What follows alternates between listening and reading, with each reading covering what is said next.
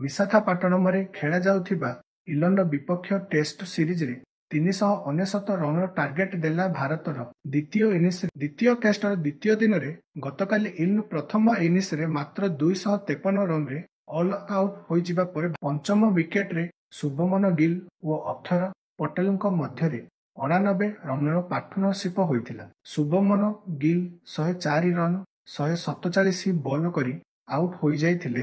ଶୁଭମନଙ୍କ ପରେ ଅକ୍ଷର ମଧ୍ୟ 45 ରନ୍ କରିଥିବା ବେଳେ ଶ୍ରୀକାର ଭରତ ଏବଂ ରବିଚନ୍ଦ୍ରନ ଅଶ୍ୱିନ୍ ଲମ୍ବା ପାଳି ଖେଳିବା ନେଇ ଆଶା କରାଯାଉଥିଲା ମାତ୍ର ନିରାଶ କରିଥିଲେ ଶ୍ରୀକାର। ସେ ମାତ୍ର 6 ରନ୍ କରି ପାଭିଲିୟନ୍ ଫେରିଥିଲେ। ଏହାପରେ ମଇଦାନକୁ ଆସିଥିବା କୁଲଦୀପ ଯାଦବ, ଯଶପ୍ରୀତ ବୁମରା ଏବଂ ମୁକେଶ କୁମାର ଖାତା ଖୋଲି ପାରିନଥିଲେ। ମୁକେଶ ଅପରାଜିତ ରହିଥିଲେ। 292ରେ ଅଲ୍ ଆଉଟ୍ ହୋଇଗଲା ଇଂଲଣ୍ଡ। ଏହା ସହିତ 5ଟି ମ୍ୟାଚ୍ ବିଶିଷ୍ଟ ଚଳିତ ଟେଷ୍ଟ ସିରିଜରେ ସ୍ଥିତି ବରାବର କରିଛି ଭାରତର ବୃହତ ବିଜୟ।